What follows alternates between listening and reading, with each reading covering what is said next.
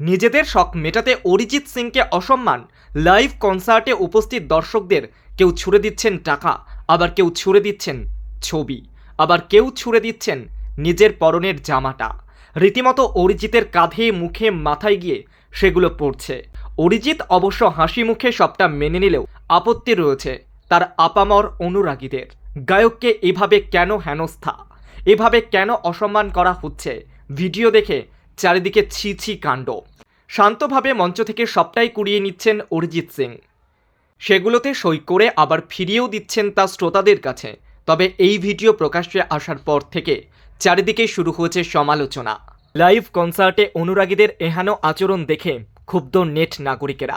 তাদের এক একজন এক এক রকম কথা বলছেন। কেউ বলছেন অরিজিতের সঙ্গে যারা এমন ব্যবহার করেছেন তাদের ভগবান ক্ষমা করবেন না।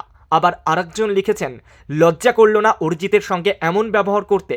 আবার এক অনুরাগীর মন্তব্য, বেঙ্গালুরু এ কেমন ব্যবহার করলো, তবে এই প্রথম নয়, এর আগেও গায়কের সঙ্গে এমন ব্যবহার হয়েছে, যেখানে এক কনসার্টে তাকে টাকা ছুড়ে দিচ্ছিলেন কিছু ভক্ত, সঙ্গে সঙ্গে সেই টাকা কুড়িয়ে নিয়ে এমন কাজ করতে মানা করেছিলেন গায়ক, কিন্তু তারপরেও এমন ব্যবহার দেখে বিরক্ত অরিজিতের ভক্তরা।